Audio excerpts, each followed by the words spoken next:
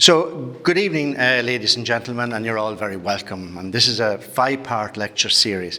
It's aimed at providing a very broad understanding of County Monaghan in the War of Independence, 1919 to 1921. And this evening, we begin with the leading IRA personalities in the county, Owen O'Duffy and Dan Hogan. O'Duffy was born near Castleblaney on the 28th of January 1890, the youngest of 7 children. His father farmed 15 acres of fair to middling land, valued at 10 shillings per acre, and took a little more every year on Conacre. He also worked on the roads, so he had a supplementary income, which meant that the O'Duffys were better off than very many of their neighbours. And his mother was a typically hard-working farmer's wife, rearing hens to sell eggs and churning butter every day for the local market. And she had very strong ambitions for the social improvement of her own children. She had a brother who was a national school teacher and another, Patrick Feely, who ran a public house and grocery in Ballybay between 1912 and 1935. So O'Duffy didn't come from a materially or culturally impoverished background. He was bright and intelligent, and his mother bred into him an ambition to improve his status in life. When she died prematurely, his uncle took him under his wing at Lara National School, where the education he received was far from basic, as Patrick Long has suggested. Now, his uncle's influence can be gauged from the fact that he also educated the McMahons of Cowes. Peather, of course, who became Chief of Staff of the National Army, Brian, who became a nationally prominent civil servant, and Sorka, a founding figure in Cumann. O'Duffy himself had the opportunity of a scholarship to train as a school teacher, but opted instead for a position as a clerk in the County Surveyor's office in Monaghan. He showed an aptitude for hard and purposeful work and had excellent organisational skills, rising quickly to Assistant County Surveyor and Engineer. And in 1912, he moved to Newbliss, a village very much divided on politico-religious lines.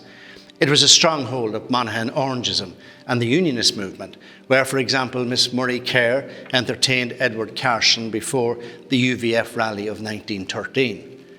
But there were also strong Republican families there, including the Tummonses, where O'Duffy boarded for a time.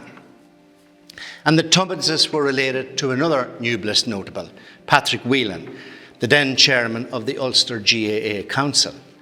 He introduced O'Duffy to the local Gaelic League branch in Greenan's Cross, and O'Duffy's first mention in the newspaper seems to date to May 1912, when he recited Hugh O'Donnell Rowe at a ceilidh there. Whelan was also instrumental in having him appointed as secretary of the Monaghan County GAA board in September 1912. Just 2 months later, O'Duffy's success in Monaghan, based on his extraordinary energy and organisational ability, led to his appointment as secretary of the Ulster GAA Council. So O'Duffy was rising professionally and socially, but contemporary society limited the ambitions he could hope to achieve. And such limitations were concerning many young men of his background and talent, including Dan Hogan, a young railway clerk with the Great Northern Railway in Clones, recently arrived in Monaghan from Grange Mokler in Tipperary. Like O'Duffy, he was an avid GAA supporter with an abundance of ability, energy and enthusiasm for self-improvement. And together, they would form a formidable alliance in the years ahead. Hogan, the eldest son of a relatively comfortable farmer, was born in 1895. His parents were of the Landwehr generation, who had worked hard themselves to effect social and political change. And their successful dairy farm had moved them beyond subsistence level to where they aspired to educate their children. Thus, Dan wasn't kept at home to work the family farm, as might be expected of the eldest son. His parents believed he had the intelligence to make life away from farming. But his younger brother Michael was given that task, while another brother, Thomas, entered the Christian Brothers in 1915 and became prominent in the GAA. Eventually, the Hogan Cup, presented to the winners of the All-Ireland Senior Colleges A Football Championship, was named after him.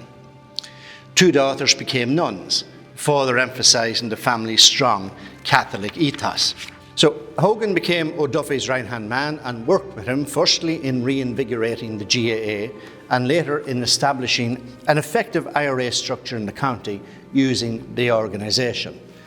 O'Duffy remembered Hogan imbuing his men with the fine spirit of the Gaelic games he knew and loved so well. And Fergal McGarry points out that one of the most telling remarks about O'Duffy's personality came from a fellow GAA officer in 1915, that O'Duffy was a Gael of unflinching courage, and with it he fired his followers to an enthusiasm that was invincible.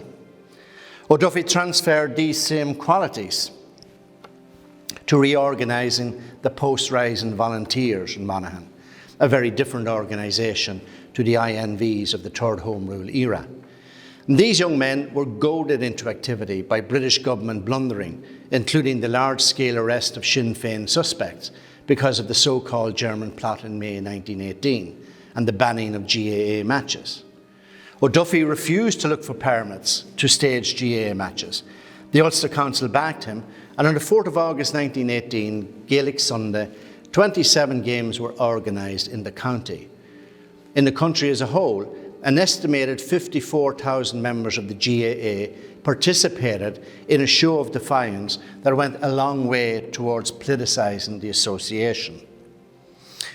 Gaelic Sunday also brought O'Duffy to the attention of the police, who once described him as the only openly active Sinn Féiner in the county. Exactly 2 weeks after Gaelic Sunday, he organised a cycle ride of 30 Sinn Féiners from Clones to Crickhill in County Cavan and back, after which they marched in formation of twos through the town of Clones and the village of Newbliss, which had probably been chosen deliberately for maximum provocation. And in September, O'Duffy and Hogan were both convicted of illegal drilling because of the cycle ride and sentenced to 2 months imprisonment in default of posting bail.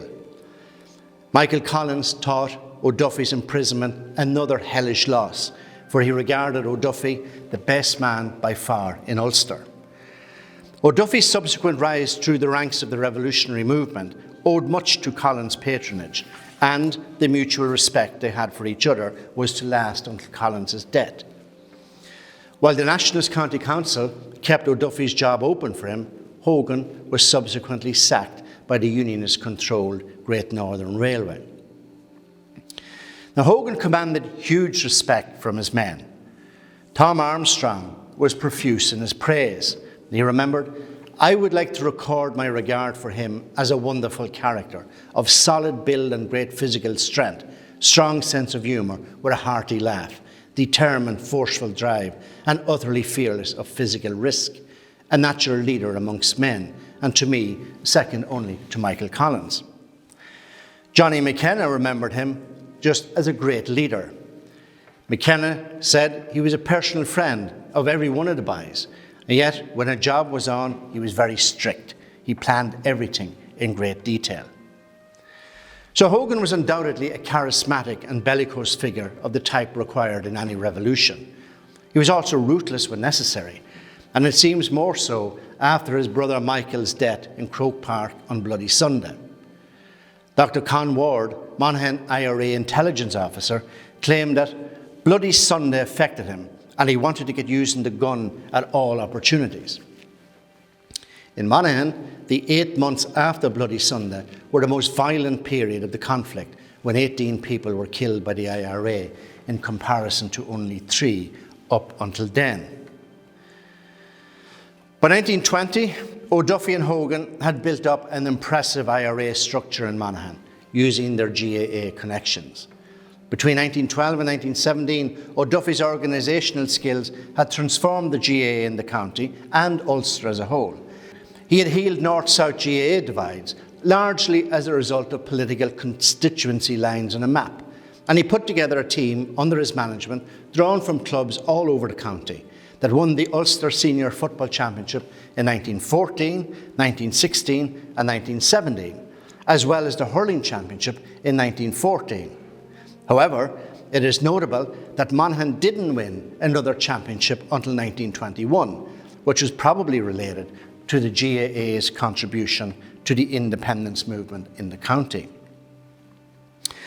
In 1917, O'Duffy had also met with Luke O'Toole in Dublin, who was the General Secretary of the GAA from 1901 to 1929, and of whom it has been said he played a delicate juggling act of safeguarding the progress of the GAA while remaining committed to Ireland's march towards independence.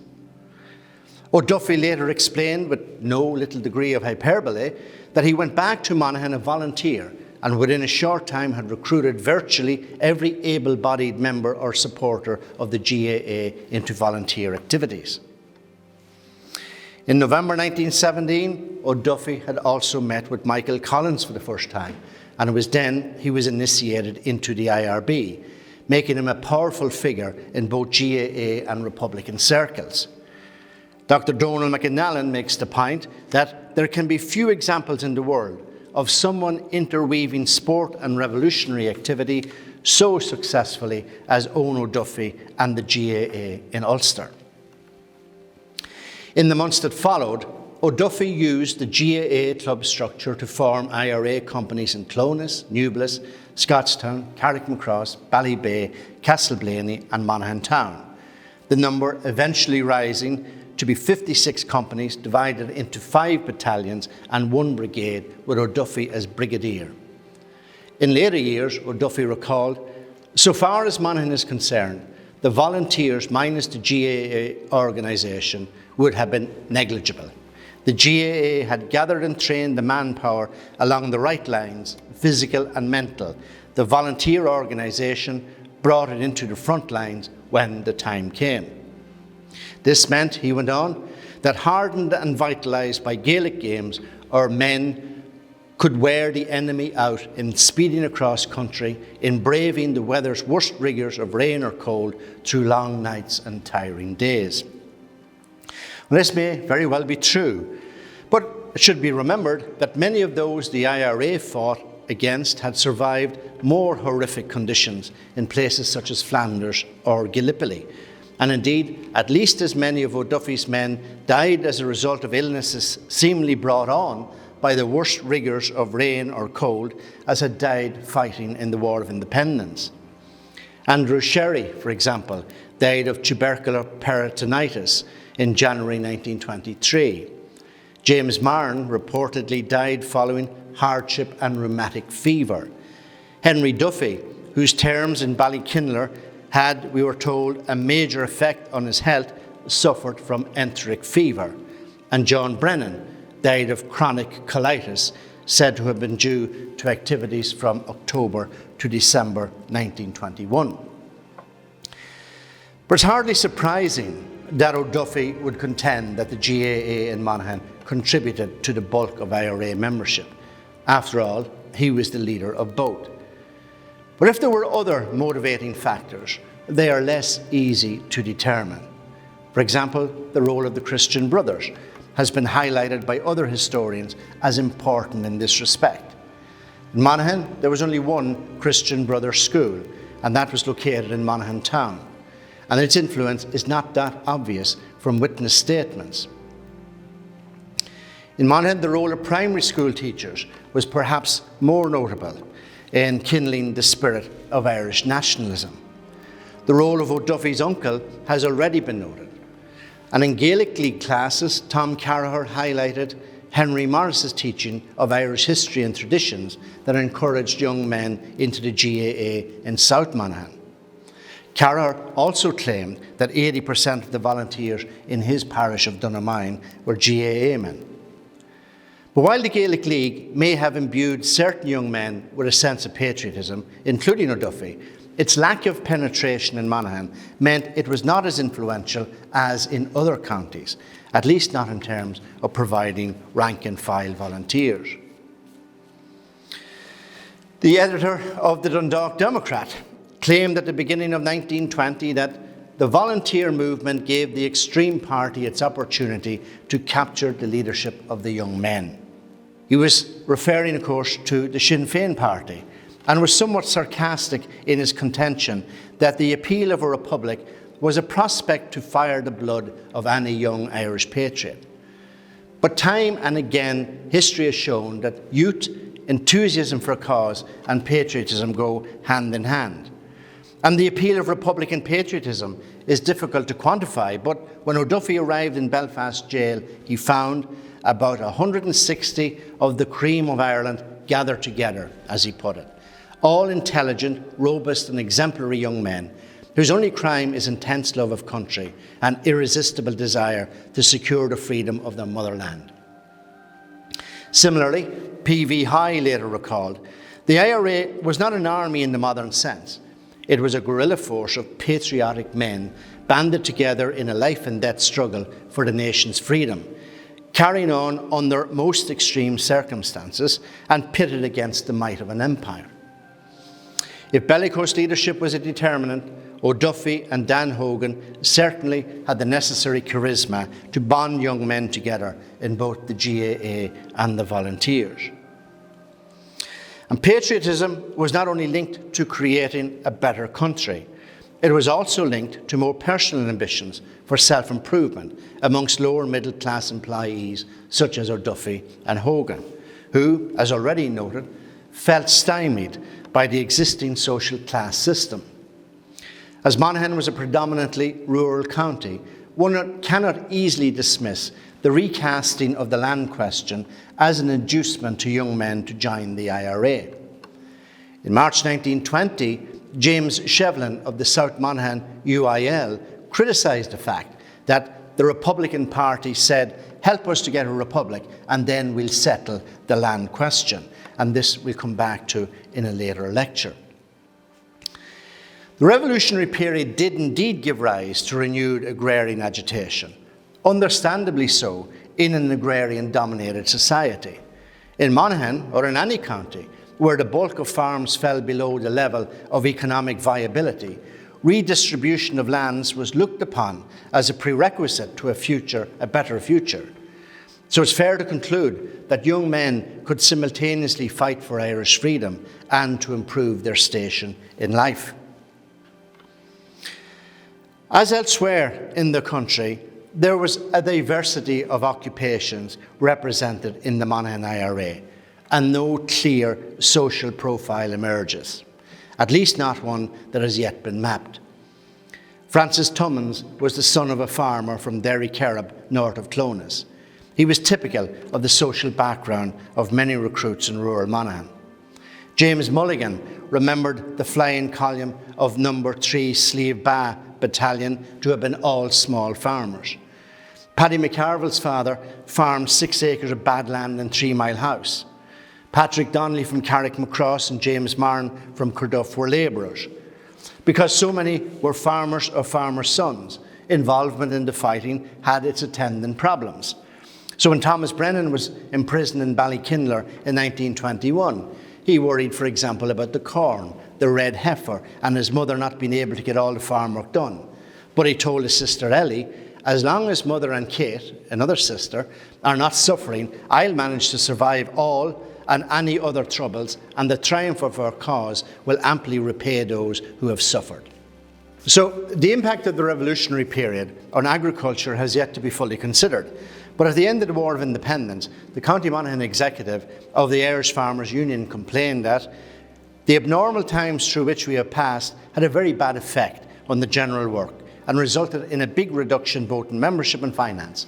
A large number of branch secretaries and chairmen were either interned or on the run, unquote. Patrick McPhillips was a carpenter in a local big house, Bellamont Forest near Coothill in County Cavan.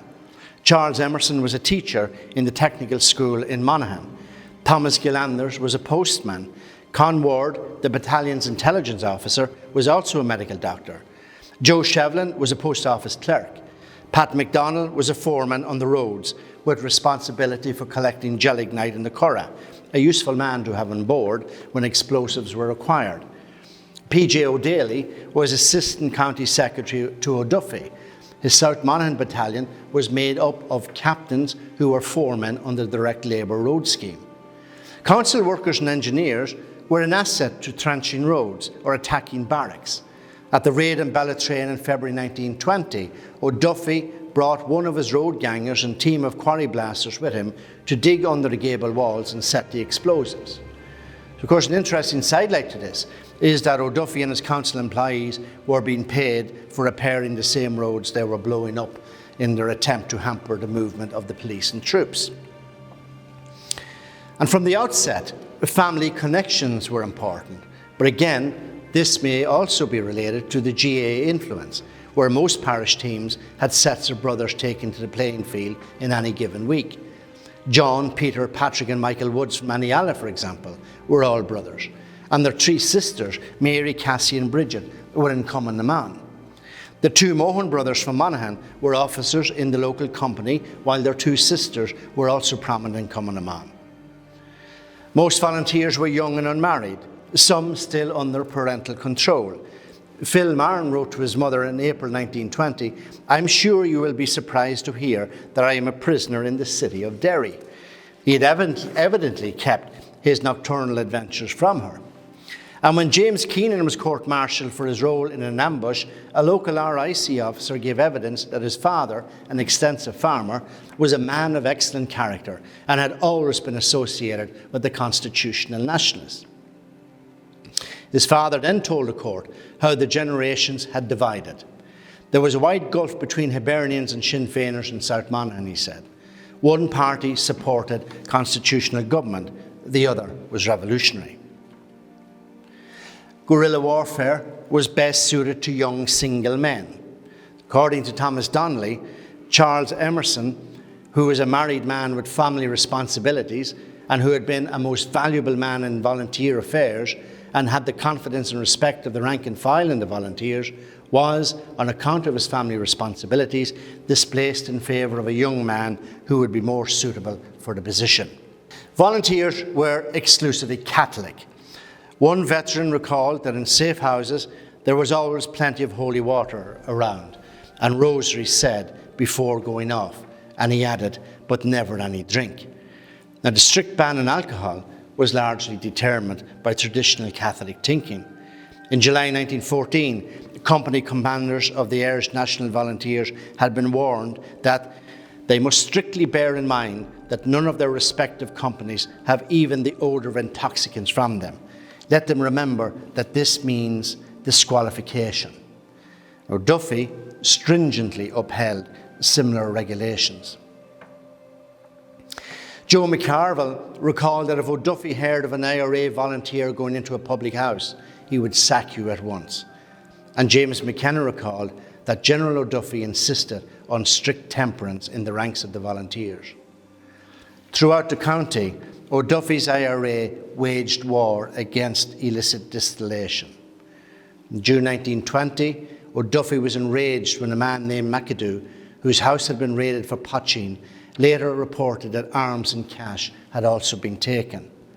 O'Duffy wrote to warn him, "This is a very malicious reflection on the Catholic young men of your neighbourhood who knew the facts and who will insist on a public contradiction. You, sir, will not be allowed to brand them as rogues. It was made very clear to you and your wife that the raid was for poaching and for poaching only." Aside from church pronouncements against alcohol, IRA commanders knew there were more practical reasons. As Ernie O'Malley put it, drink meant an open mouth, talk and rumour, all of which, of course, could have dangerous consequences for IRA men and their plans. Not all the IRA's work was done in fields, from behind ditches and in the streets of towns and villages. For a guerrilla campaign to be successful, there had to be administrators as well as fighters. And it was in this respect that Bernard O'Rourke from Inniskeen became a key figure. By June 1920, the police noted that he was a Sinn Féiner of some local importance. And by then, the emerging counter-state had significant financial commitments. Back in September 1919, Michael Collins launched the Dáil loan, which became its principal source of finance. And from late 1919 through 1920, bonds were sold to individuals across the country, a massive logistical operation, in denominations ranging from £1 to £100 and bearing interest at 5% per annum, redeemable within 20 years of the international recognition of the Irish Republic. For men like Bernard O'Rourke, not interested in taking up arms, this was a very effective means of contributing to the struggle. And from October 1919 to the end of January 1920, O'Rourke collected £766 for the Dáil loan from businessmen, farmers and labourers in his native Inniskeen. But by September 1920, he had successfully raised over 5,700 throughout Monaghan, the most successful contribution from the province of Ulster. Following a raid on his home in 1920, when he was arrested for a second time, the first time being back in 1916, documentation relating to the loan was discovered, and he was imprisoned in Belfast for several months. There also had to be safe houses for men on the run. Joe McCarville could name 9 such houses in the New Clones area alone. James Mulligan of Scottstown remarked, "We could get no digs, only barns and cattle sheds, and depend on the generosity of the poor people of the mountainside for food. And these poor people gave us all they had, often not having enough for themselves." What this suggests, as other historians have argued, is that certain economic thresholds determined whether people supported the IRA. In Monaghan, the less well-off did so, while the strong farmers generally remained aloof. They didn't want to contemplate a revolution that might endanger their social position and economic security. There were also safe houses in the towns. In 1942, O'Duffy wrote to the Secretary of the Military Services Pensions Board on behalf of Alice Mullen of Park Street in Monaghan, who had been county president of Cumann. Not only had she organised branches all over the entire brigade area, he said, she spent a very considerable amount of her money on the movement and allowed her business as spirit and boot merchant to almost lapse. There were many others like her. James Mulligan claimed he could name almost 30 families whose daughters were involved, often sisters, such as the Conleys of Fia or the McCruddens and Sherlocks of Carna. Bridget Fitzgerald of Tours was one of the most prominent members of the Cumann organisation. Her father's house was a regular meeting place of O'Duffy, Hogan, Fitzpatrick and the other Monaghan IRA leaders. Bridget frequently kept watch from the hilltops to prevent surprise raids by the British authorities. Francis Tummins finished his witness statement in praise of such safe houses.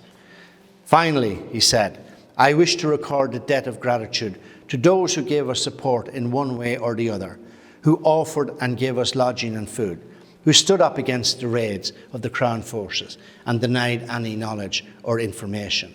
Were it not for these supporters in various forms, our operations, however small they contributed to the final outcome of the movement, could not have been undertaken." In February 1920, O'Duffy and Hogan led the attack on Ballytrain Barracks, 9 miles northwest of Carrickmacross and close to the Cavan border. This marked the start of the War of Independence in County Monaghan.